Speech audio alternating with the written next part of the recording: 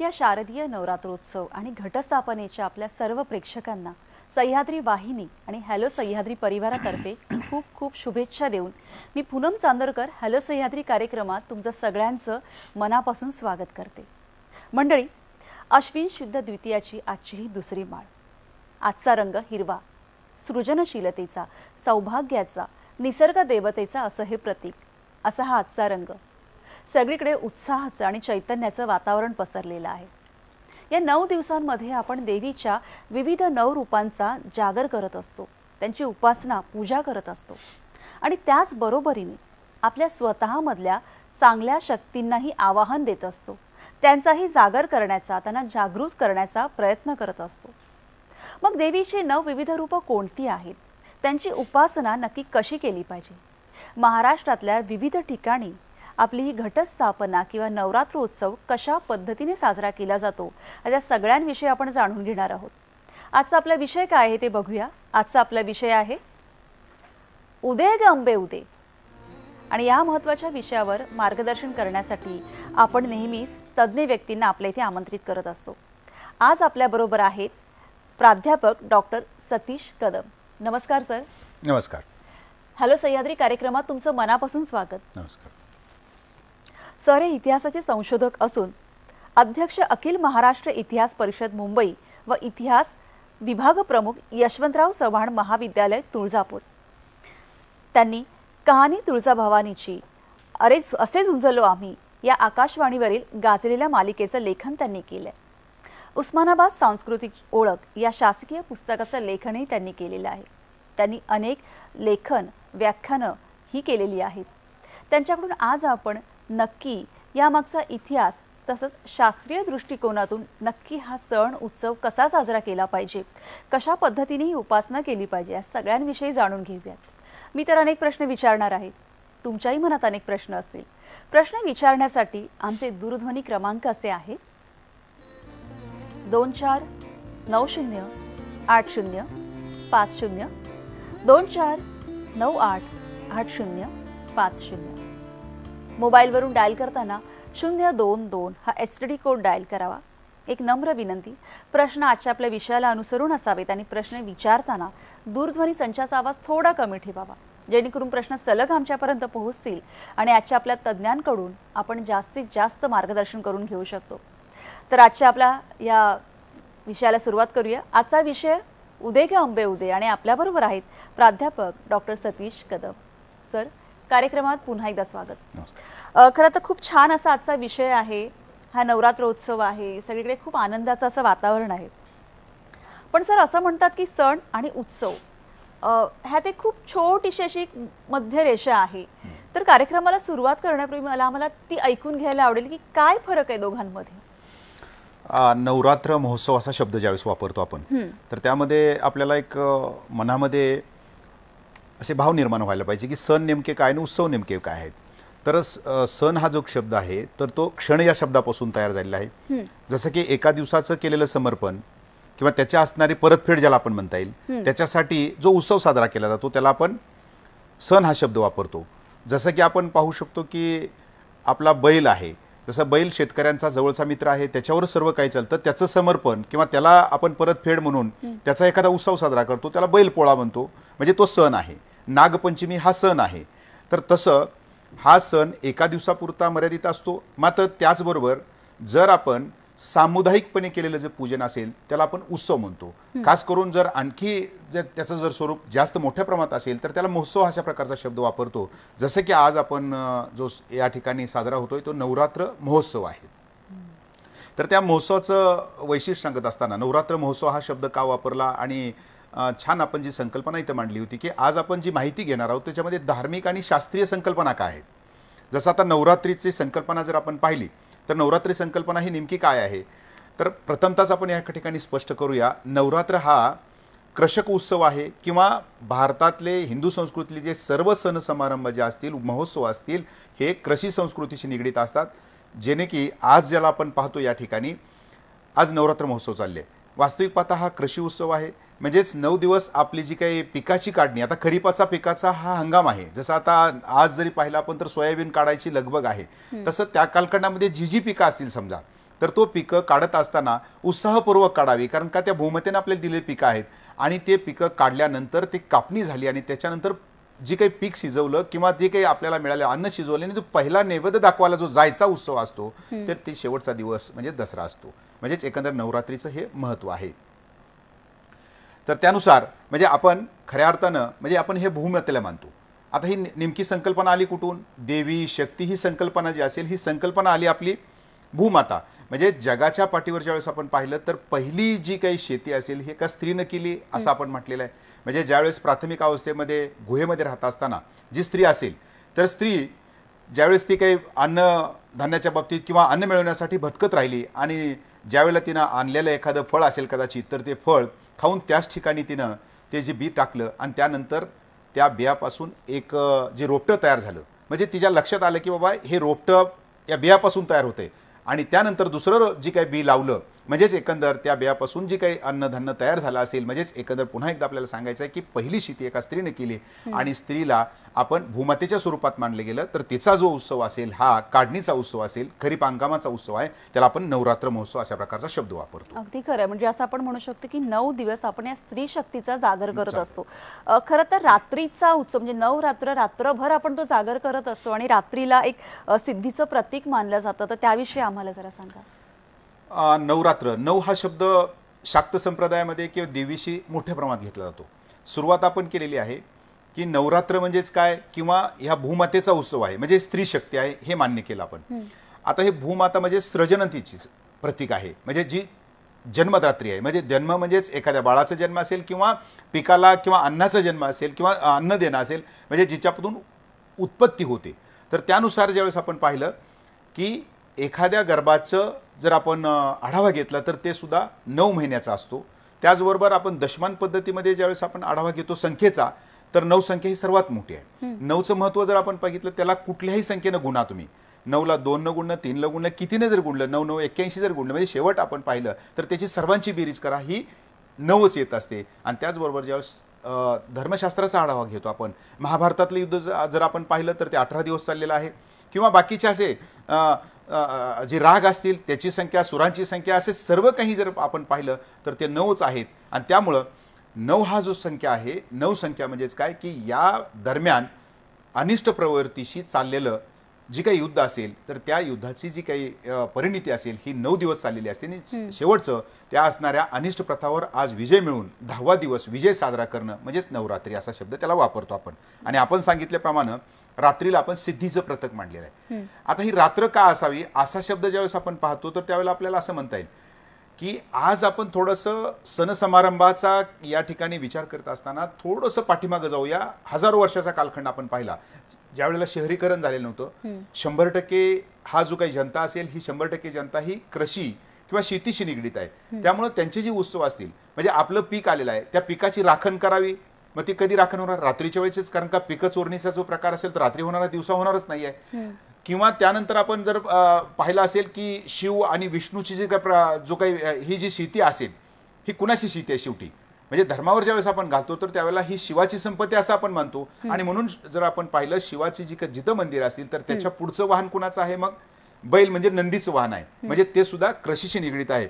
आणि राहिला मुद्दा असेल याला नवरात्री का तर ती कृषीशी निगडीत असतात. त्यामुळं शिवाची असणारी शिवरात्री म्हणतो आपण आणि जो दिवाळी असेल महारात्री म्हणतो आणि आजची जी शक्तीची असेल त्याला आपण नवरात्र म्हणतो. अरे वा, खरंच खूप छान पद्धतीने सर तुम्ही समजावून सांगितलं की महाशिवरात्री, नवरात्री आणि दीपरात्री ह्यातला जो फरक सांगितला. ह्या 9 दिवसांमध्ये खरं तर आपण घटाची स्थापना करत असतो. तर मला असं विचारायचं आहे की पूर्वीपासूनची एक परंपरा चालत आली त्या परंपरेचं पालन आपण करत असतो. म्हणजे आई करत असते ते आपण बघितलेलंच की अशा पद्धतीने घटस्थापना करायची. पण त्या घटस्थापनेमागची नक्की भूमिका काय आहे ते आम्हाला जरा सांगा.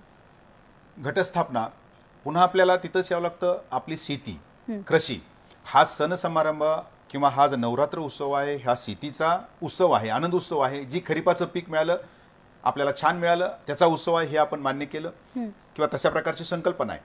मग आता ज्या वेळेला ज्या मातेनं आपल्याला दिलं तिचं पूजन करायचं आहे. आता पूजन करत असताना प्रत्येक जण शेतामध्ये जाऊ शकत नाहीये. मग शेतीचं आपल्या घरी आहे ना त्याचं प्रतीक म्हणून आपण माती त्या ठिकाणी आणतो ज्याला एक प्रकारचं अनुष्ठान आहे. आणि वास्तविक पाहता घट जे आपण पाहतो तर ते दुसऱ्या अर्थाने घेतलेलं आहे की ते युद्धातील तप्त वायुमंडळाशी साधर्म्य साधणार आहे आणि त्याच्या बाजूला लावणारा जो दिवा असेल ते तेजाचं प्रतीक आहे. आता हा झाला धार्मिक आढावा, म्हणजेच एखादी माती आपण शेतातली आणली घरी आणि त्याच्याभोवती दिवा लावला. मात्र याच्यातलं सायन्स ज्यावेळेस आपण पाहतो तर त्यावेळेला आश्चर्य वाटायला नको आपल्याला की त्या कालखंडातली माणसं किती प्रगत होती. म्हणजेच एकंदर आता बघा आपण आता खरीपाचा आपला जो हंगाम असेल आता संपत आलेला आहे. आता आपल्याला तयारी करायची आहे, रब्बीची तयारी करायची आहे. आता रब्बीची तयारी करत असताना बाहेर तर पाऊस चालू आहे, मग आपल्याला काय करायचं आहे की आपल्याला पुढच्या कालखंडामध्ये कुठली जी काही धान्य असेल ते धान्य आपल्याला पुढच्या काळात कुठलं घ्यायचं आहे, पिकं कुठली घ्यायची तर त्याच्याकरता घरामध्ये राबवलेली ही टेस्टिंग लॅब आहे असं सुद्धा म्हणायला हरकत नाही याला. म्हणजे आपण माती आणली, माती आपण ठेवली घरामध्ये. आता ती माती ठेवल्यानंतर वातावरण सध्याचं कोंदट वातावरण असतं, पाऊस बाहेर भरपूर आहे, ह्युमिडिटी टेम्परेचर वेगळं असतं, दरवेळेला बदलत असतं. तर त्याच्याकरता योग्य तापमान राहावं म्हणून बाजूला दिवा लावला आणि तो दिवा जो तिथला असणारं तप्त ती काय वातावरण असेल टेम्परेचर तिथलं त्यानं मेंटेन केलं किंवा कायम राखलं आणि त्यामुळं त्याच्यात रावलेलं जी काही आपण जी धान्य टाकलेले असेल मग 9 धान्य टाकावं असं म्हटलं जातं. मात्र ते 9 धान्य कुठले असतील तर ते 9 धान्य ज्या भागामध्ये जे पिकतंय ते धान्य आपण त्याच्यामध्ये जी काही बी पेरलं आणि त्याच्यानंतर जे पीक अधिक वाढलं म्हणजे रोज त्याची वाढ होत असते बघा. जे पीक व्यवस्थितपणे आलं, जे काही धान्य व्यवस्थितपणे त्या ठिकाणी उगवून त्याची क्षमता चांगली असं आपण पाहिलं आणि त्याच्यानंतर आपण ते रब्बीला त्या ठिकाणी पेरलं, यालाच आपण घटस्थापना म्हणतो. वा, खरंच इतकं शास्त्रशुद्ध पद्धतीने म्हणजे आपण हा उत्सव साजरा करत असतो त्याच्यामागे धर्म धार्मिक कारण हे सगळं आहेच, पण त्याच्यामागचं शास्त्र आज आपण समजून घेतलेलं आहे. ही चर्चा आपल्याला अशीच पुढे चालू ठेवायची. घेऊ एक छोटीशी विश्रांती. बघत राहा हॅलो सह्याद्री.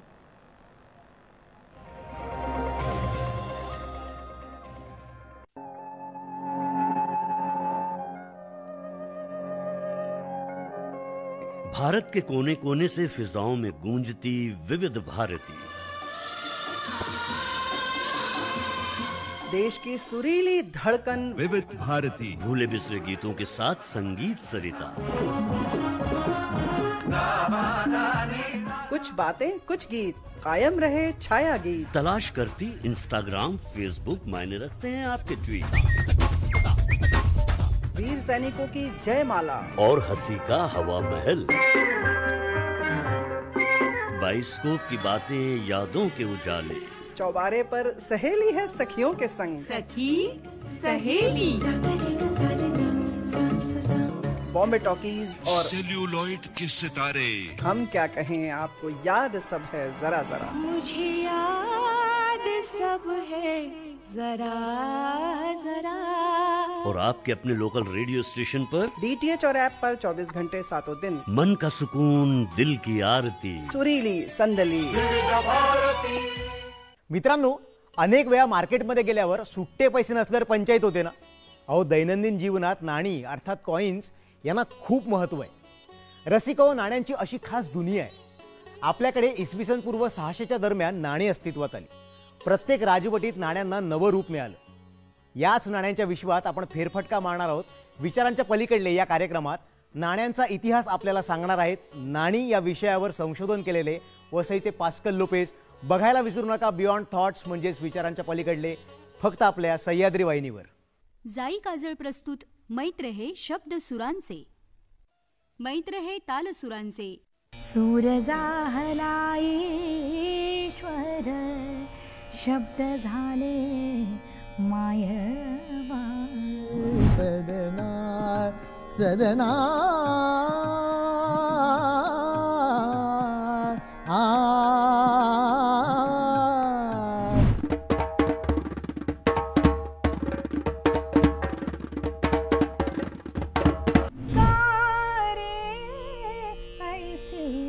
शब्दांचं आणि तालाचं, लयीचं आणि नादमाधुर्याचं सुरांशी असलेलं अद्भुत नातं उलगडणारी मालिका मैत्र हे शब्द सुरांचे, मैत्र हे ताल सुरांचे.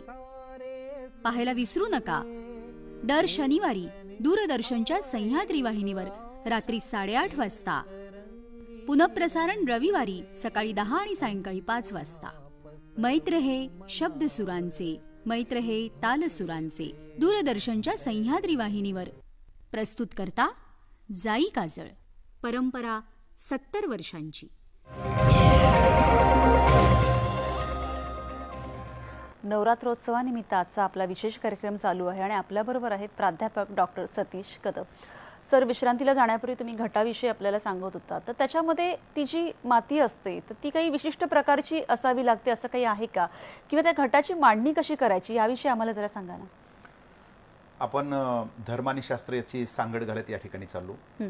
प्राचीन कालखंड आहे, लोकांना तेवढी समज नव्हती, अवेअरनेस त्याला आपण म्हणता येईल, तर त्यामुळं त्याला आपण कुठेतरी धर्मामध्ये घातलेलं आहे. त्यामुळं ज्यावेळेस आपण घटाची मांडणी या ठिकाणी करतो, तर घटाची मांडणी करत असताना आपण जी काही माती त्या ठिकाणी आणत असतो, तर ती माती आपली वेदिका म्हणजे टेकीतली माती आणावी असं त्या ठिकाणी म्हटलेलं आहे. मुंग्याचं वारुळ असतं तर त्याच्या बाजूची माती आणावी. आता ही माती तिथलीच का आणावी, हाही घटक जर ज्यावेळेस शास्त्रावर घेतो तर ते फिल्टर केलेली माती आहे, म्हणजे त्या मुंग्यांनी चाळवून घेतलेली माती आहे. म्हणजे साहजिकच आहे की त्याचं कल्टिवेशन किंवा जास्त त्याचे जे काही व्यवस्थितपणे त्या मातीचं हे झालं असेल, मळणी झाली असेल, हा एक भाग नसेल. समजा टेकीची मिळत असेल किंवा वारुळाची मिळत असेल तर त्याच्या बाजूला जी माती आपण काळी घेऊ तर त्याला 2-3 वेळेस चाळलं जातं. म्हणजेच बघा त्याच्यामध्ये कसं आपल्याला धर्माचं अनुष्ठान दिलं आहे या उत्सवाला. तर त्यामुळे होतं काय की ती माती चाळून घेतल्यामुळे माती व्यवस्थितपणे आपल्याकडे आली. आता ती माती ठेवावी कुठं, तर देवघरामध्ये ठेवावी असं म्हटलं तर देवघराच्या पुढच्या बाजूला जिथं देव मांडतो आपण तर त्याच्याच पुढच्या बाजूला ही जी काय असेल आपलं घटस्थापना त्या ठिकाणी करावी. आणि दुसरा विषय राहिला महत्त्वाचा की त्याच्यामध्ये जी बीजांकुरण त्या ठिकाणी करतो.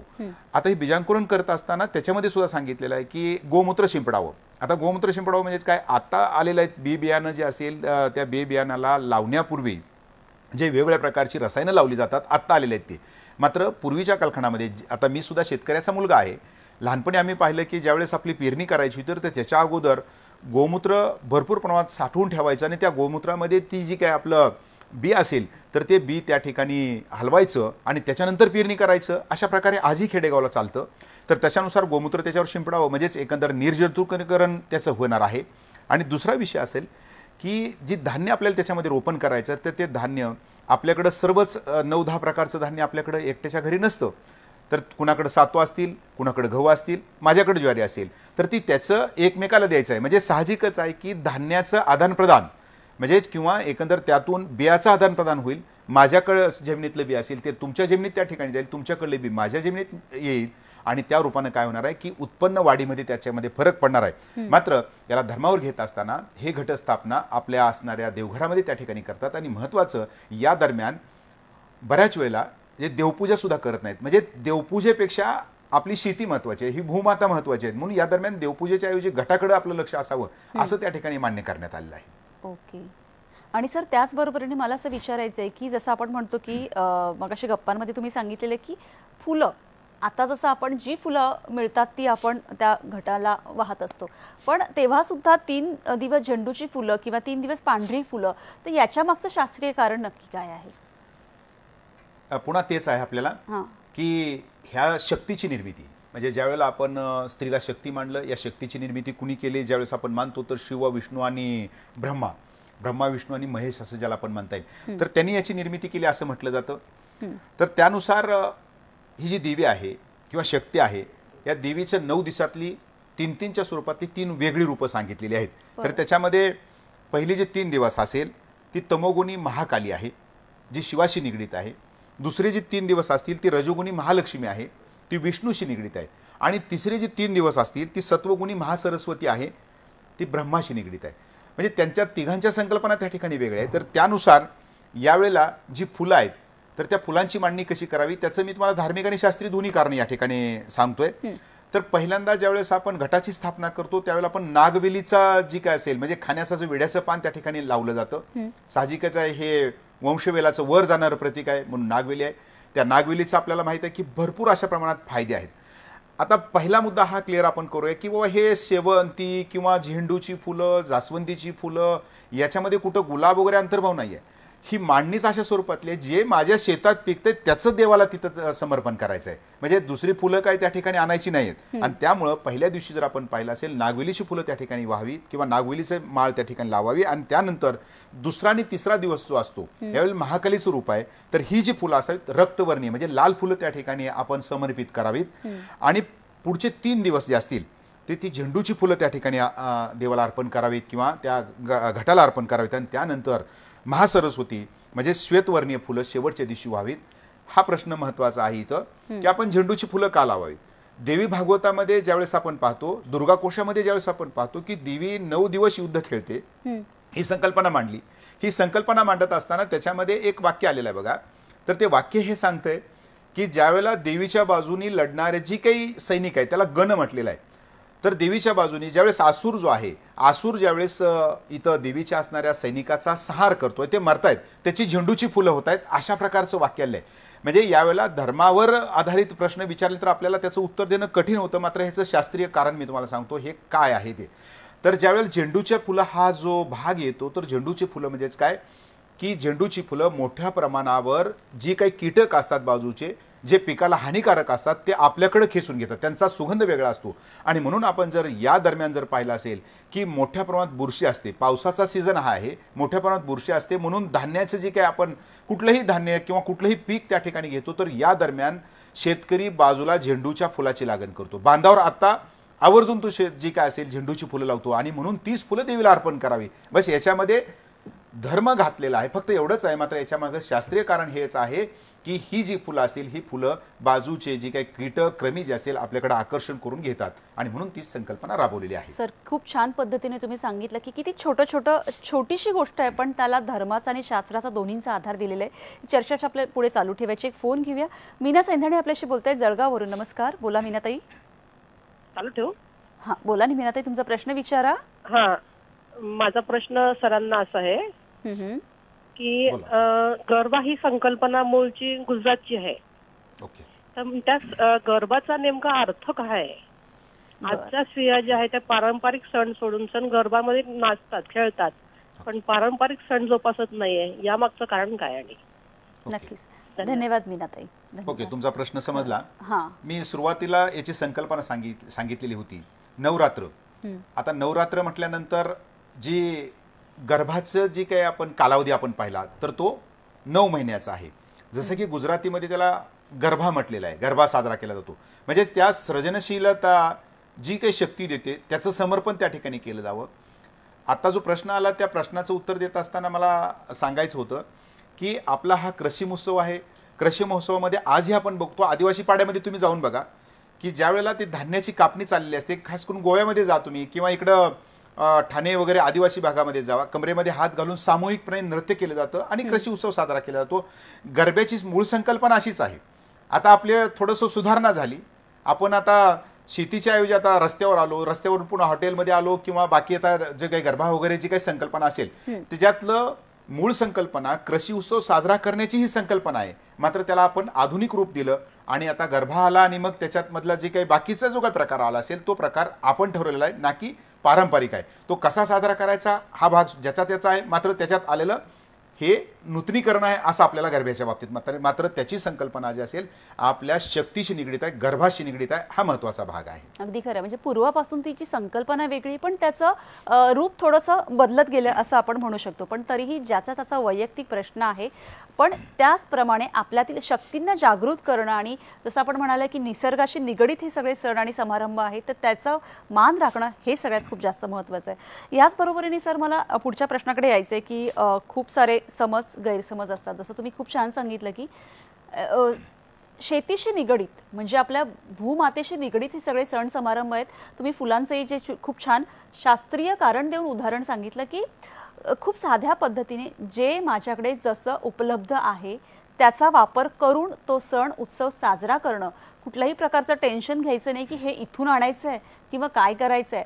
त्याच्यामागचं मूळ हेतू फक्त आहे निखळ आणि निखळ आनंद घेणं असं आहे.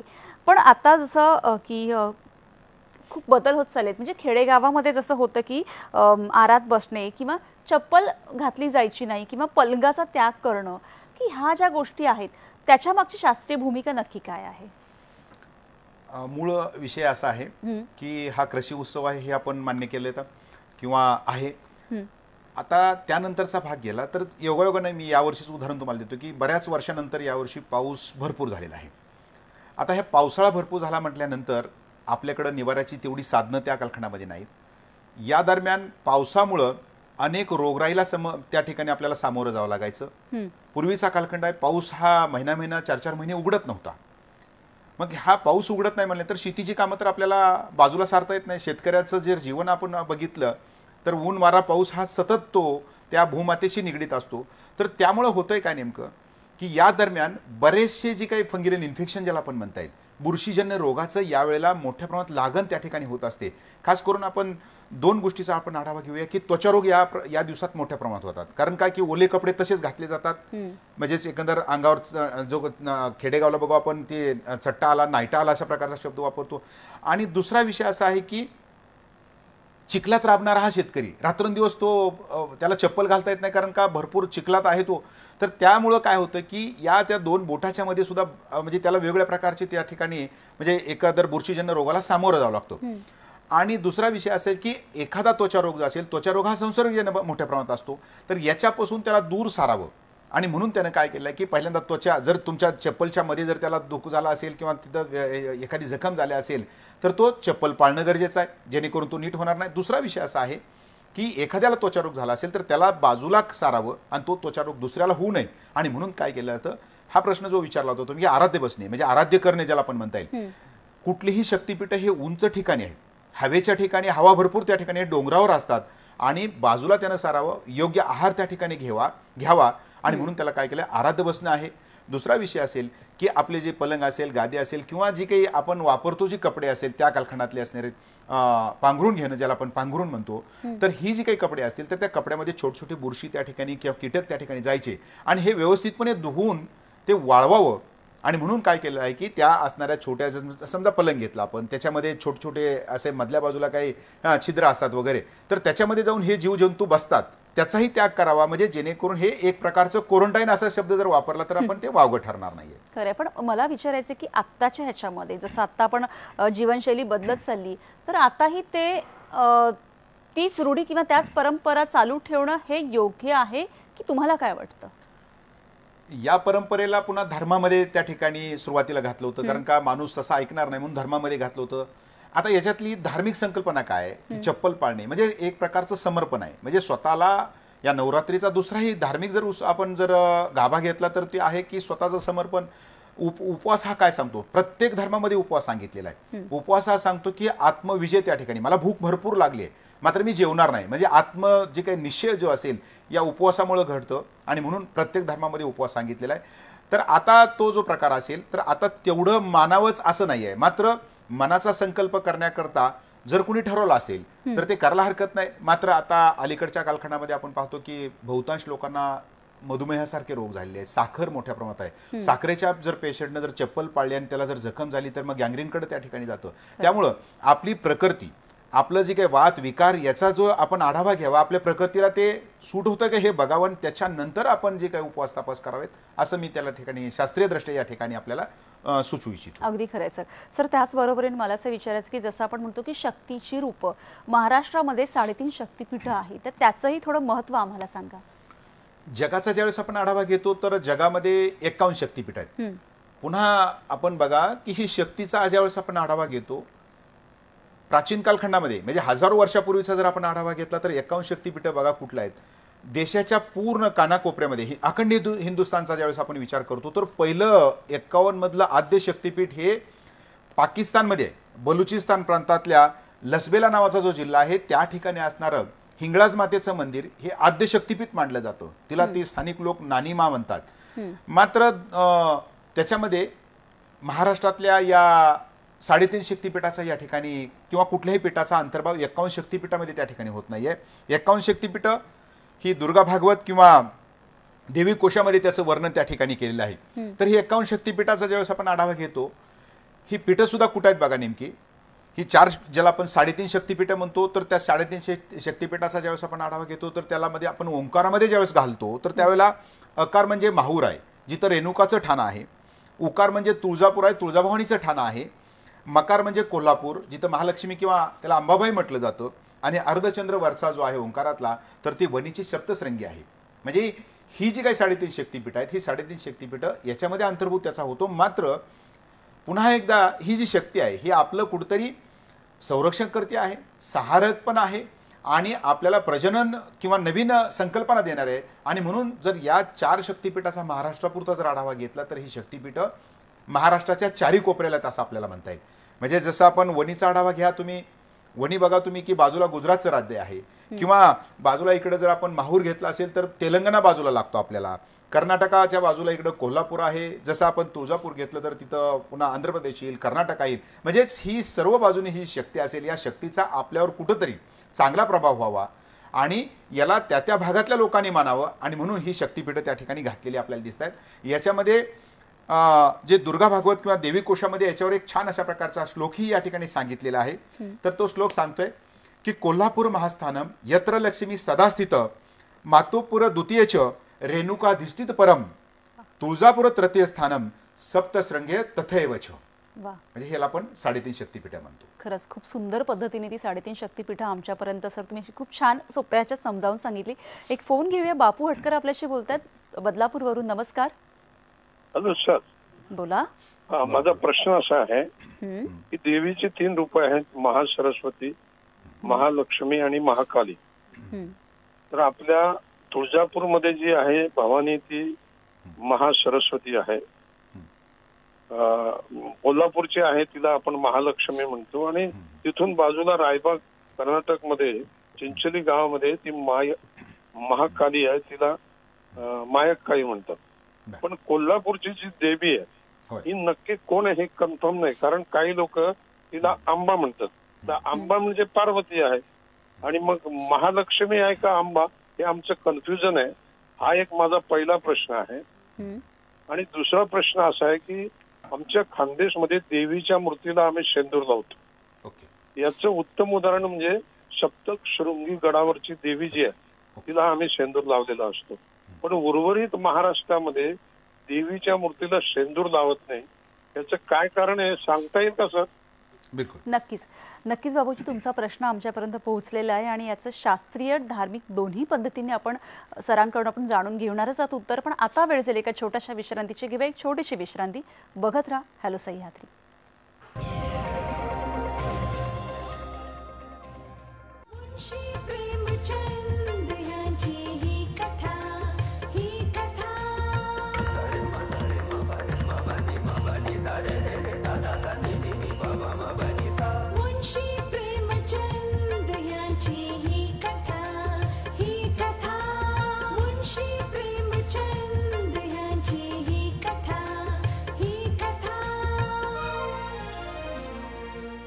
पाहायला विसरू नका YouTubeच्या दूरदर्शन सह्याद्री या लिंकवर.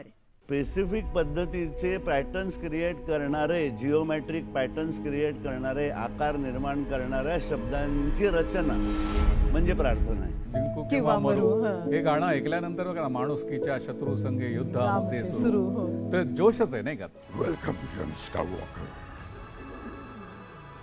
It's time you come and join the forces of the dark side. तर ते it was a shock for everyone. महाराष्ट्रातली साधी वाटणारी घरं म्हणजे दिसायला झोपडी पण मनाचे बहार अशी मला दिसली. हा जो ग्रेटर महाराष्ट्र एक बाजीरावने क्रिएट केला होता, म्हणजे माळवा, बुंदेलखंड, गुजरात, उत्तर कर्नाटक आजचं आणि महाराष्ट्र, त्याच्या पलीकडे ही पावलं नानासाहेबांच्या कारकिर्दीत गेली. मी खरं असं म्हणतोय की आपल्याकडे सगळ्यात जुनी परंपरा आहे संस्कृत नाटकांची. संस्कृत ही सगळ्या भाषांची जननी आहे. म्हणजे स्पेक्ट्रम घेतला तर त्या स्पेक्ट्रमवरनं आपण सांगू शकतो की ज्याच्या स्पेक्ट्रम तो आहे ती वस्तू आपल्या जवळ येते का लांब जाते. ज्या वेळेला आपल्याला आपल्यामध्ये आपली क्षमता काय आहे ही जोपर्यंत आपण आजमावत नाही तोपर्यंत आपल्याला कळत नाही ती काय क्षमता आहे. आपलं जे नाव ठेवायला सुपर कम्प्युटरचं ते भारतीय आणि संस्कृत नाव असायला पाहिजे, म्हणूनच त्याचं नाव परम ठेवलं होतं. परम म्हणजे इंग्रजीमध्ये सुपर. प्रतिभा आणि प्रतिमा दर रविवारी सकाळी 9 वाजता, दुपारी 3 वाजता आणि दर सोमवारी रात्री 8:30 वाजता फक्त सह्याद्री वाहिनीवर. शिवाय थेट प्रसारण आपण पाहू शकता सह्याद्री दूरदर्शनच्या YouTube चॅनल आणि फेसबुक पेजवर देखील. दूरदर्शनचा एक अनोखा रंगारंग कार्यक्रम रंगोली, एक सुंदर आनंददायी नॉस्टॅल्जिया म्हणजे रंगोली. ज्या गाण्यांनी आपल्या आयुष्यात नेहमीच आनंदाचे रंग भरले त्या चित्रपट गीतांची बहारदार मैफल रंगोली.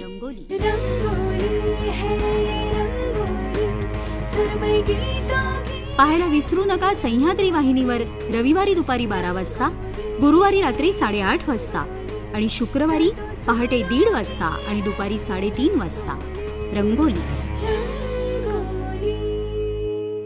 मित्रांनो, इंटिरियर डिझाईन अर्थात अंतर्गत गृह सजावट ही आजच्या वास्तू संकल्पनेत अनेक अंगांनी नव्या पिढीची गरज झाली. अरे जे जे सुंदर ते ते मनाला प्रसन्न करून जात, आनंद देऊन जातं. या भावनेतूनच गृह सजावट संकल्पना अधिकाधिक जवळची होत चालली. चांगल्या पगाराची नोकरी असलेल्यांना आणि 1-2 कोटी गृहकर्ज घेणाऱ्यांसाठी गृह सजावट अत्यावश्यक होत चालली. ही संकल्पना आपल्या नवनवीन कल्पनांमधून अधिकाधिक सुंदर घडवणाऱ्या Ashwini Dongre, young interior designer, आपल्यासाठी विचारांच्या पलीकडेच्या आगामी भागात येत आहेत. बघायला विसरू नका बियॉन्ड थॉट्स, विचारांच्या पलीकडले, फक्त आपल्या सह्याद्री वाहिनीवर.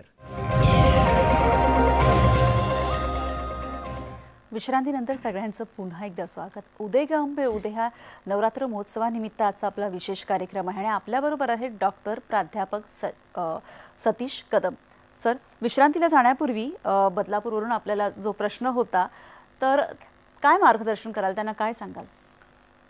त्याच्यामध्ये 2 किंवा 3 प्रश्न त्याच्यामधून आले, तर त्या प्रत्येकाचं उत्तर आपल्याला थोडक्यात देता येईल. सुरुवात कोल्हापूरच्या बाबतीतले आत्ता ज्यांनी सांगितलं की ह्या 3 रूपं जी आहेत, तर त्या 3 रूपामध्ये बऱ्याच वेळेला कोल्हापूरची जी काही देवी असेल तिला महालक्ष्मी असं म्हटलं जातं. मात्र अलीकडल्या कालखंडामध्ये याचं जे रूप मानलं जातं, तर तिच्या हातामध्ये कुठली आयुध आहेत, तर त्या आयुधावरनं तिचं रूप ठरवलं जातं.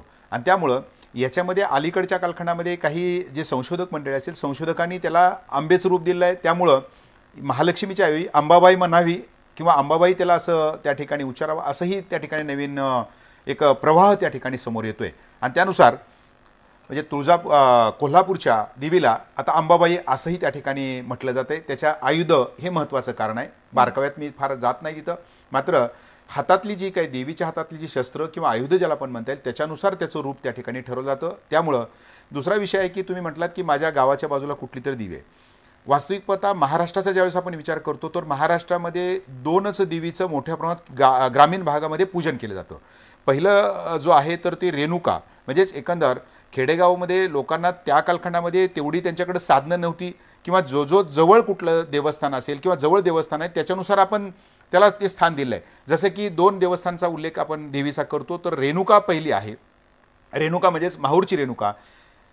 त्यांना रेणुकाचं स्वरूप जर आपण पाहिलं तर तांदळाच्या स्वरूपात आहे. म्हणजे एक जो दगड असतो आणि त्या दगडाला तिथं डोळे बसवलेले असतात.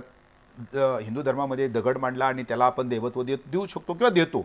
तर त्यानुसार रेणुकाचा जे तांदळ आहे तिचं जे काही प्रगटीकरण तसं झालं असं धर्म आपण मानतो. तर त्यावेळेला मोठ्या प्रमाणात ज्या ज्या ठिकाणी रेणुकेचं ठाणं असेल तर रेणुकेच्या ठाणाला तिथं आपण सेंदूर लावतो. म्हणून सेंद्राचा जो प्रकार असेल तर ते मगाशी तुम्ही सांगितलं की तुमची शंका रास्त आहे की दुसऱ्या बाजूला ज्यावेळेला तांदळाला शेंदूर लावला जातो ही शंका तुम्ही उपस्थित केली, त्याचं उत्तर मिळालं. मात्र तुम्हाला जो प्रश्न पडला साहजिकच आहे, फार छान प्रश्न तुम्ही विचारलात की सप्तशृंगी ही मूर्ती असताना सुद्धा त्याला तिथं शेंदूर कसाला जातो. वेगळी मूर्ती आहे. ह्या 4 शक्तिपीठामध्ये मूर्ती असून सुद्धा तिला तिथं शेंदूर लावला जातो. याचं कारण माझ्या माहितीनुसार असं असावं की ही एकतर ज्याला आपण अर्धशक्तिपीठ म्हणतो, ही शक्ती किंवा ही जी देवी आहे सर्वात मोठी तिचं जी मूर्ती असेल, सर्वात मोठी मूर्ती आहे, 8 ते 9 फूट उंचीची मूर्ती आहे, 18 हाताची मूर्ती आहे, 11 विक्रा अशा प्रकारचं रूप आहे. तिची 3 रूप आहे. सकाळचं रूप वेगळं आहे, सकाळचं म्हणजे काही एखाद्या बालिकेचं रूप आहे, दुपारचं असणारं एका सुहासिनीचं, रात्रीचं असणारं एखाद्या वृद्धेचं रूप, अशा 3 रूपात ती देवी दिसते असं मानलं जातं. तर या देवीचं ज्यावेळेस प्रथमतः शोध लागला असेल किंवा ती देवी ज्यावेळेस सुरुवातीच्या कालखंडामध्ये ज्यांनी पाहिले असेल तर ती पाहत असताना ही डोंगरातली देवी आहे आणि डोंगरातल्यामुळं ती एका अखंड डोंगरात कोरलेली देवी आहे आणि त्यामुळे तिला सुरुवातीच्या कालखंडामध्ये रेणुकेचं रूप मानलं असावं. ही मूर्ती अखंड याच्यातली आहे. पाषाणावर त्या ठिकाणी बाजूला जी काही घडवलेली मूर्ती नाही तर ते एका डोंगरात कोरलेली मूर्ती आहे. म्हणून कदाचित तिला शेंदूर सुरुवातीच्या कालखंडामध्ये लावला असावा आणि ते प्रगत पडला असावा असं माझं वैयक्तिक मत आहे. बाकीच्या 2 दिवे असेल तर त्या दोन्ही कोल्हापूर असेल किंवा तुळजापूर आहे, ह्या घडवलेले दिवे आहेत आणि त्यामुळं या देवीचं स्वरूप असेल, रेणुकेचं स्वरूप आणि हे स्वरूप हे वेगळं आहे आणि म्हणून शेंदूर आणि हा प्रकार वेगळा असावा. मला वाटतं 3 उत्तरं याच्यामध्ये आपली समावेश झाली असेल, आपलं समाधान झालं असेल. अगदीच खरं आहे. सर, जसं आता आपण बघितलं की ही शक्तिपीठ देवींची विविध रूपं आपण बघत आहोत. आजची ही 2री माळ आहे आणि 9वी नंतर येणारा दसरा जो आपण खूप मोठ्या प्रमाणावर साजरा करत असतो. मला असं म्हणायचं की आत्ता ह्या बदलत्या जीवनशैलीनुसार आत्ता कसा तो दसरा साजरा करायला पाहिजे किंवा काय अपेक्षित आहे हे तर आपण जाणून घेणारच आहोत, पण मुळात मला जाणून घ्यायचं आहे की शिवकालीन खंडामध्ये दसरा कसा साजरा व्हायचा. नवरात्रीचं धार्मिक ज्यावेळेस आपण महत्व पाहतो तर दसरा हा जो शब्द आहे 9 दिवस धर्माचा विचार केला तर 9 दिवस चालणारा हा जो उत्सव आहे. म्हणजेच एकंदर इथं देवीशी असुराशी चाललेलं महिषासुराशी चाललेले युद्ध. आता महिषासूर म्हणजेच कोण, महेश म्हणजेच काय की रेडा जो उन्मत्त असतो, याचं शास्त्रीय ज्यावेळेस आपण उल्लेख पाहतो तर किंवा त्याला आढावा घेता येईल तर आपल्या मनामधले अनिष्ट जो काही प्रथा असेल, लालसा असेल, लालसा व्यक्त करणारा त्याला आपण महेश म्हणतो. तर या लालसेवर, या अनिष्ट प्रथावर, मनामध्ये चाललेले ज्या अनिष्ट अशा प्रकारचे विचारसरणीवर विजय मिळवणे म्हणजेच एकंदर महिषासुराचा वध करणं हा शास्त्र झालं. मात्र धर्मामध्ये या दरम्यान देवीचं जे 9 दिवस युद्ध चाललेलं असतं आणि त्यानंतर त्याचं निर्दालन त्या ठिकाणी केलं आणि त्या असणाऱ्या महिषासुरावर विजय मिळवला, महिषासुराला मारलं आणि तो विजय उत्सव साजरा करणं 10व्या दिवशी त्याला आपण दसरा म्हणतो. म्हणजे जसं की कर्नाटकामध्ये त्याला नदहब्बा म्हटलं जातं. म्हणून नवरात्र हा जो उत्सव असेल त्यावेळेला की हा एक प्रकारचा जल्लोष आहे. मात्र त्याचं पुन्हा एकदा शेतीशी काय कारण आहे, शेती कृषी संस्कृतीशी कसं निगडित असेल तर एकंदर सुरुवातीला सांगितल्याप्रमाणे की आपण 9 दिवस अगदी उत्साहात गाणे म्हणून किंवा वेगळ्या प्रकारचं त्या ठिकाणी उत्सव साजरा करत, महोत्सव साजरा करत आपण आपली पिकाची काढणी केली. आता पिकाची काढणी केल्यानंतर आपल्याकडे पीक हाती आलं आणि दिलं कुणी, त्या भूमतेनं दिलं, त्या स्त्रीनं दिलं, त्या शक्तीनं दिलं आणि त्या स्त्रीला पहिला नैवेद्य दाखवूया जे धान्य तिनं दिलंय आणि म्हणून वाजत गाजत त्या असणाऱ्या शक्तीला जाणं त्याला आपण दसरा अशा प्रकारचा शब्द वापरतो. खरंय, पण आत्ताच ह्या बदलत्या याच्यानुसार कसा साजरा करायचा हे आपण जाणून घेणार आहोत. बऱ्याच गोष्टी जाणून घ्यायच्यात. एक फोन घेऊया. उमा महाजन आपल्याशी बोलतायत तासगाववरून. नमस्कार. ही शक्ती देवतेचा, भूमातेचा आराधना फार भक्तिपूर्वक आदराने केला जातो, परंतु त्या तुलनेने सजीव अंबेची उदो उदो पात्र फार कमी होताना दिसते, अपवादात्मक. याला कारण काय आणि या स्थान मान सन्मानतेची क्षमता असताना सुद्धा मिळवण्यासाठी काय करावं? थँक्यू. नक्कीच, धन्यवाद उमाताई. मला असं वाटतं उमाताईंनी हा जो प्रश्न विचारलेला आहे त्याच्यावर आपल्याला नक्कीच उत्तर द्यायचंय, कारण तो प्रश्न फक्त आपल्या दैवी शक्तींशी नाही तर आता ह्या ज्या आपल्या सगळ्या स्त्री शक्ती आहेत त्यांच्याशी निगडीत आहेत. या प्रश्नाचं उत्तर आपण नक्कीच घेणार आहोत, पण आता घेऊ एक छोटीशी विश्रांती. बघत राहा हॅलो सह्याद्री.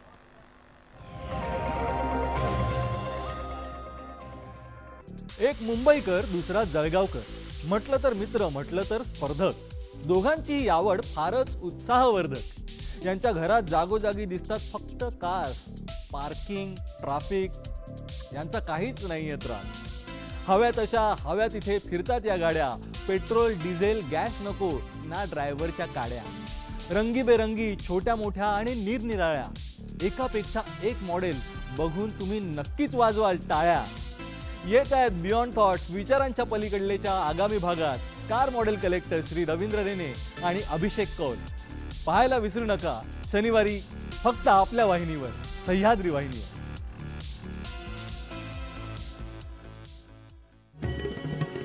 स्वर प्रवाह, स्वर प्रवाह, स्वर प्रवाह, स्वर प्रवाह, स्वर प्रवाह, स्वर प्रवाह, स्वर प्रवाह. स्वरप्रवाह शनिवारी सकाळी 6 वाजता, रविवारी सकाळी 6 वाजता तानसेन संगीत समारोह विशेष आणि रविवारी सायंकाळी 6:30 सह्याद्रीचे अंतरंग, जनमनाचा आरसा, सह्याद्रीचा वारसा.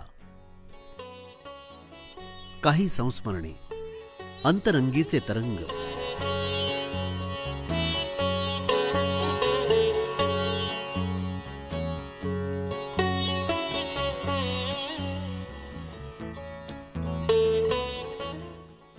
पहा फक्त YouTube, दूरदर्शन सह्याद्री या चॅनलवर किंवा QR कोड स्कॅन करूनही आस्वाद घेऊ शकता फक्त सह्याद्री वाहिनीचे कार्यक्रम.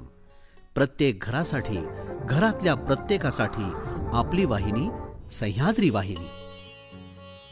मित्रांनो, कला दिग्दर्शनातील एक अव्वल अवलिया, 800हून अधिक पुरस्कारांचा मानकरी, दिव्यांगांसोबत रमणारा, त्यांच्या जोडीनं आकाशाला गवसणी घालणारा, रंगाला गंधांची जोड देणारा, अपूर्णतेला पूर्णतेचा ध्यास शिकवणारा, कॅनव्हासवर सामाजिक बांधिलकीसह आ ई गिरवणारा येत आहे बियॉन्ड थॉट्स विचारांच्या पलीकडलेच्या आगामी भागात.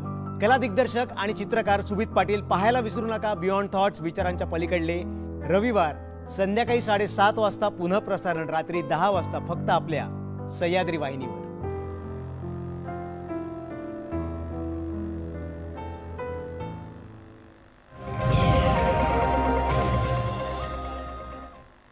प्राध्यापक डॉक्टर सतीश कदम, इतिहास संशोधक यांच्यावर आपण गप्पा मारत आहोत आणि नवरात्रीविषयी ह्या स्त्री शक्तीचा जागर जो आहे त्या शक्तींविषयी सगळं जाणून घेत आहोत. सर, विश्रांतीला जाण्यापूर्वी उमाताईंनी जो प्रश्न विचारला होता, खरं तर खूप रास्त प्रश्न आहे हा, की स्त्री शक्तीचा जागर करत आहोत रात्रभर, तिची उपासना करत आहोत आणि त्याचबरोबरीने ह्या ज्या आपल्या खऱ्या स्त्री शक्ती आहेत त्यांचा कुठेतरी सन्मान कमी होतोय का? सुरुवातीला आपण सांगितला उदो उदो हा शब्द जो असेल म्हणजे ज्याचा उदय झाला, जिच्यापासून उदय होतो त्याला उदो उदय, तिचा जो जयघोष करणे त्याला आपण आई राजा उदो उदो शब्द वापरतो, म्हणजेच तो एक शब्द आहे. महत्वाचा आहे की आता ज्यावेळेला माणूस धर्म या संकल्पनेपासून दूर जायला लागतो तर मग पुन्हा तोच विषय आपल्याकडे येतो की आपण अलीकडच्या कालखंडामध्ये पुरोगामित्व या शब्दाच्या आडून बऱ्याच प्रमाणात इथं आपल्याकडं याच्यावर हल्ले व्हायला लागले आणि त्यामुळे काय झालं की धर्मापासून बाजूला माणूस सरकायला लागला. कुठलाही धर्म असेल तर त्याच्या हातून अनिष्ट त्या ठिकाणी प्रवृत्त्या निश्चितच जागृत होतील आणि मग स्त्रीवर अत्याचार अन्याय या बाबी त्या ठिकाणी होतील. आणि म्हणून माणसाला विज्ञान किती झालं तर त्याला जोड थोडीशी धार्मिक साचेमध्ये राहून झाली पाहिजे असं माझं मत आहे. अगदी खरं आहे. सर, जसं आता आपण बघितलं की स्त्रीची वेगवेगळी रूपं, देवीची वेगवेगळी रूपं, बरेच गैरसमज होते, पण त्याचबरोबरीने ना राज्याबाहेरील ज्या देवी शक्तीची रूपं आहेत त्यांचं स्वरूप काय आहे त्याविषयी थोडं आम्हाला सांगा. ज्यावेळेस आपण शिवरायांचा आढावा घेतो, भोसले कुलाचा ज्यावेळेस आपण आढावा घेतो, रायगड परिसरामध्ये त्यांचं वास्तव्य असताना सुद्धा शिवरायांची कुलस्वामिनी ही आई तुळजाभवानी राहिली. आणि या घराण्याचा ज्यावेळेस विचार करतो तर अगदी मालोजी राजापासूनचा उल्लेख आपल्याला सापडतो की या घराण्यानं देवीला कुठल्या प्रमाणात त्या ठिकाणी मांडलं आणि त्यांची भक्ती कशी केली. हा आढावा घेत असताना मला शिवरायांच्या रूपानं 2 उल्लेख या ठिकाणी करता येतील. महत्त्वाचा उल्लेख आहे की आज नवरात्र चालू आहे, तशाच प्रकारे ज्यावेळेस शिवाजी महाराज 1677 साली ज्यावेळेस दक्षिण मोहिमेवर होते, योगायोग नवरात्र होती आणि त्यावेळेला चेन्नईमध्ये तिथं चेन्नईची असणारी किंवा तामिळनाडूची असणारी जी त्यांची जी काही देवी आहे ज्याला आपण कुलस्वामिनी म्हणतो, तर त्या कुलस्वामिनीला महाराज त्या ठिकाणी त्या देवीला गेलेली आहे चेन्नईमध्ये. कालिकाम त्याला म्हटलं जातं. आणि त्या आजही आपण जर गेलो चेन्नईमध्ये तर त्या कालिकामच्या मंदिरामध्ये ज्यावेळेस तुम्ही जाल तर तिथं आपल्याला आज सुद्धा शिवराय ज्यावेळेला आले त्या तारखेनुसार त्याचा शिलालेख करून ठेवलेला आहे. आणि त्याचबरोबर कालिकाम जी मंदिर आहे तर त्या मंदिरामध्ये जी संकल्पना महाराष्ट्रामध्ये मांडली जाते की शिवरायांना तुळजाभवानीनं देवी जी काही भवानी तलवार अर्पण केली, ही संकल्पना त्या कालखंडामध्ये तामिळनाडूतल्या लोकांना मान्य असावी का? कारण का त्या लोकांनी कालिकाम देवी जी असेल शिवरायांना भवानी तलवार देताना दाखवलेली आहे. म्हणजे हा वेगळा उल्लेख त्या ठिकाणी आपण शास्त्रावळीला एवढं हे घेत नाही, मात्र हा उल्लेख आहे. जसं की कर्नाटकामध्ये आपण होदिगिरी नावाचं गाव आहे जिथं शहाजी महाराजांचं निधन झालं. आपण शहाजी महाराजांचं निधन कर्नाटकामध्ये झालं एवढ्यापुरतीची घटना पाहतो, मात्र त्याही गावामध्ये आपण जर गेलो तर तिथं सुद्धा तुळजाभवानीचं मंदिर आहे. हा वेगळेपण आहे आणि तिथं सुद्धा आज नवरात्र महोत्सव चालू आहे. सर्व काही जे विधी असतील ते महाराष्ट्राप्रमाणे चालू आहेत. आणि त्याचबरोबर नेपाळमध्ये तुम्ही जाल तर नेपाळमध्ये सुद्धा तुम्हाला दिसतंय की आज नेपाळ हा जो आपल्यापासून शेकडो मैल दूर असताना सुद्धा नेपाळमध्ये सुद्धा आज नवरात्र त्या ठिकाणी चालू आहे आणि घट बसलेले आहेत. त्या घटाला तिथं म्हणजे जमरा अशा प्रकारचा शब्द वापरला जातो. आश्विन महिना आहे, आश्विनेला तिथं आसूज अशा प्रकारचा शब्द आहे. म्हणजे ही संकल्पना नेपाळपासून तामिळनाडूपर्यंत जर आपण गेलो तर याच्यामध्ये कॅलेंडर वेगळे, कालगणना वेगळे, मात्र ती कॅलेंडर कुठंतरी मिळत आहेत. याच्यावर सुद्धा वेगळ्या ह्याच्यामध्ये अभ्यास केला पाहिजे. आणि हा जो अखंड हिंदुस्थान प्राचीन कालखंडामध्ये कसा होता हे सुद्धा या नवरात्रीच्या रूपानं अभ्यासणं गरजेचं आहे असं माझं मत आहे. अगदी खरं आहे सर. खरं तर खूप फक्त धार्मिक अशी कारणं न असायला शास्त्रीय कारणांची जी जोड आहे ती सुद्धा खूप वेगळी अशी आहे. सर, तुम्ही तुळजापूर देवस्थानामध्ये एवढी वर्ष राहिलेला आहात आणि आत्ताचं सगळं तिथे काय आहे, म्हणजे त्या तिकडचं शक्तीपीठ किंवा असं आपण म्हणू शकतो देवीचं एक जे रूप आहे त्याबद्दल थोडी माहिती आम्हाला द्या. एकतर शक्तीपीठाचा ज्यावेळेस आपण आढावा घेतो 3.5 शक्तीपीठ म्हणजे ही सर्व मिळून 4 होतात. ही 4ही कोपऱ्याला आहेत. बऱ्याच वेळेला मला प्रश्न पडतो की लोक विचारतात, माझं मालिकाही मी लेखन केलेलं आहे, वृत्तपत्रामध्ये माझी मालिका ह्याच्यावर नेहमी लेखन चालू असतं, त्यावेळेस म्हणतात की आमची कुलस्वामिनी कुठली. वास्तविक पाहता ही देवी ही किंवा ज्याला आपण मातृशक्ती कुलस्वामिनी असते, ज्या ज्या भागात आपण राहतो ती त्यांची कुलस्वामिनी असते. मात्र बहुतांश जे आपण राजघराणे पाहतो क्षत्रियांची कुलस्वामिनी म्हणून आपण तुळजापूरचा त्या ठिकाणी आढावा घेतो. आणि ज्यावेळेला छत्रपती शिवरायांनी तुळजाभवानीची भक्ती त्या ठिकाणी ज्यावेळेस आरंभ केली किंवा शिवरायांच्या रूपानं ज्यावेळेला वेगळ्या प्रकारच्या त्यांचा अंतर्भाव केला गेला, त्यानंतर मात्र तुळजाभवानीचं रूप वेगळ्या स्वरूपात म्हणजे आलेलं आपल्याला दिसतंय किंवा त्याची जी प्रसिद्धी असेल ती मोठ्या प्रमाणात त्या ठिकाणी झालेली आपल्याला मिळते. आणि म्हणून आपण तुळजापूरचा उल्लेख केला तर तुळजापूरमध्ये आजही ज्यावेळेला आता नवरात्र महोत्सव चालू आहे तर एक दिवस तुळजापूरची अष्टमी दिवशी तुळजापूरची शिवरायांच्या भवानी तलवार देतानाची पूजा त्या ठिकाणी दाखवली जाते. हा एक महत्त्वाचा भाग आहे. आणि दुसरा महत्त्वाचा भाग म्हणजे शिवरायांच्या महालंकारामध्ये म्हणजे जी काही 7 पेट्या तुळजापूरमध्ये आहेत अलंकाराच्या, तर त्या 7 पेट्यामध्ये एक महत्त्वाचा दागिना आहे. तर त्या दागिन्याचं नाव आहे की शिवरायांची 101 मोहरांची माळ. म्हणजे शिवरायांनी त्या कालखंडामध्ये दिलेली जी माळ असेल तर ती माळ 101 मोहरांची आहे. आणि त्या 101 मोहरावर एका बाजूला राजे शिवछत्रपती आणि दुसऱ्या बाजूला आई जगदंबा प्रसन्न अशा प्रकारे लिहिलेली आहे. ती माळ आजही त्या ठिकाणी देवीच्या याच्यामध्ये आहे. दुसरा विषय राहिला महत्त्वाचा की बहुजन समाजातील तिथला जो पुजारी असेल हा बहुजन समाजातला आहे. आज आपण 1.5 वर्ष झालं की मंदिरं बंद आहेत, त्यांना शेती नाही. तुळजापूरचं एक वैशिष्ट्य तुम्हाला मी सांगतो की तुळजापूरला बाजूला शेती अजिबात नाही, कारण का नवीन म्हणजे प्राचीन कालखंडामध्ये बसलेलं गाव आहे. त्यामुळे त्यांची जी काही देवीची सेवा करणे हाच भाग महत्त्वाचा आहे. ज्यावेळेस आपण 50-60 वर्षापूर्वीचा ज्यावेळेस आपण आढावा घेतला तुळजापूरचा तर असा त्या ठिकाणी आपल्याला दिसते की अक्षरशः लोक देवीची पूजा त्या ठिकाणी भक्ताकडून जे येणार आहे शिदा येणार आहे तर त्या शिद्यावर भागवायची. आणि म्हणून पावसाळ्यामध्ये ती लोक आलेले जी काही त्यांची जी भाकरी असतील शिदा असेल ते भिजवून त्या ठिकाणी खायची. म्हणजे देवीची पुजाऱ्यांनी कशा प्रकारे मधल्या कालखंडामध्ये देवीला कसं समर्पित केलं आणि कसं ही जी काही भक्ती स्वरूप कसं ठेवलं हा भाग महत्त्वाचा आहे. आणि त्यामुळं आजही आपण पाहिलं तर तुळजापूरचा जो पुजारी असेल पारंपरिकपणे याच्यामध्ये कुठल्याही प्रकारचं न भेदभाव ठेवता म्हणजे समर्पित भावनेने त्या ठिकाणी यांना सामोरं जाताना आपल्याला दिसतोय. अगदी खरं आहे सर. विषय इतका छान आहे, आपल्याकडे वेळ खूप कमी आहे, तर मला असं म्हणायचं की जाता जाता तुम्हाला सगळ्यांना काय संदेश द्यावासा वाटतो की आत्ताचा हा आपण जो येणारा दसरा आहे किंवा ह्या जीवनशैलीमध्ये कसा साजरा करणं अपेक्षित आहे, काय सांगाल? मूळ असं आहे की धर्मसंकल्पना शास्त्रावर आधारित आपण सर्वांनी समजून घेतली पाहिजे. त्यालाही आपण बगल दिली नाही पाहिजे. आधुनिकीकरण त्या ठिकाणी केलं पाहिजे. उपवास तापासाचं जे आपल्या प्रकृतीनुसार उपवास तापास त्या ठिकाणी करावेत. दुसरं तुळजापूरमधून मोठ्या प्रमाणात मशाली त्या ठिकाणी जात आहेत. आम्ही बघतो की अक्षरशः चप्पल नसते ते पायात मुलांच्या आणि ते रात्रंदिवस दौडत आहेत. वाहनांची संख्या वाढलेली आहे, त्याचंही आपण त्या ठिकाणी काटेकोरपणे पालन केलं पाहिजे. आपली शक्ती किती आहे, आपली ताकद किती आहे याचाही त्या ठिकाणी आढावा घेतला पाहिजे. म्हणजेच एकंदर धर्मसंकल्पना राबवत असताना किंवा बऱ्याच वेळेला आपण देवी म्हटल्यानंतर देवीला सर्व काही चालतं ही जी संकल्पना चुकीची संकल्पना राबवली आहे. म्हणून आपण व्यसनापासून बाजूला सारलं पाहिजे आणि या शक्तीच्या रूपानं ही जी ताकद आहे भूमातेची ताकद आहे ही मातेची ताकद मोठ्या प्रमाणात त्या ठिकाणी जावी आणि आपल्या हातून मोठ्या अशा प्रकारचं चांगलं काम घडावं हीच या शक्तीचं असणारं आपण केलेलं समर्पण आहे. अगदी खरं. जसं आता सरांनी सांगितलं की आपण ह्या नवदुर्गांचा जागर करत असतो, पण त्याच बरोबरीने तुम्ही स्त्री शक्तीचाही आदर आपण केला पाहिजे, तिला मान सन्मान दिला पाहिजे. आजचा कार्यक्रम कसा वाटला आमची माध्यमात तुम्हाला माहितीच आहे, आम्हाला नक्की कळवा. सर आज तुम्ही इथे आलात आणि इतकी छान माहिती आम्हाला दिली त्याबद्दल खरंच खूप खूप धन्यवाद. धन्यवाद. नमस्कार सर. नमस्कार.